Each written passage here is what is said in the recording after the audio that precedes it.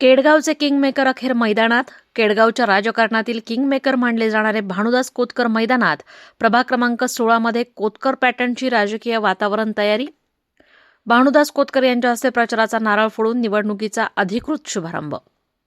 अहिल्यानगर महानगरपालिकेच्या निवडणुकीचा बिगुल वाजला असून केडगावच्या राजकारणात मोठी खळबळ उडवून देणारी घडामोड समोर आली आहे. 2 दिवसांपूर्वी भाजपच्या मुलाखतींना उपस्थित राहून सर्वांना आश्चर्याचा धक्का देणाऱ्या कोतकर गटाने आता थेट प्रचारात उडी घेतली आहे.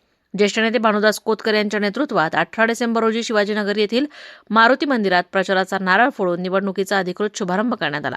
केडगावच्या राजकारणातील किंगमेकर मानले जाणारे भानुदास कोतकर अनेक वर्षांच्या विश्रांतीनंतर पुन्हा एकदा सक्रिय झाल्याचं पाहायला मिळतंय.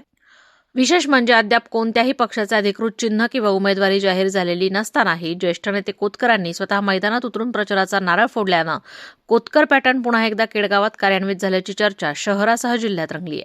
प्रभाग क्रमांक 16 मधून कोतकर गटाचे माजी नगरसेविका सविता अशोक कराळे, भूषण गुंड, सागर सातपुते या युवा उमेदवारांच्या पाठीशी भानुदास कोतकर स्वतः उभे राहिल्यानं विरोधकांचे धाबे दणाणलेत.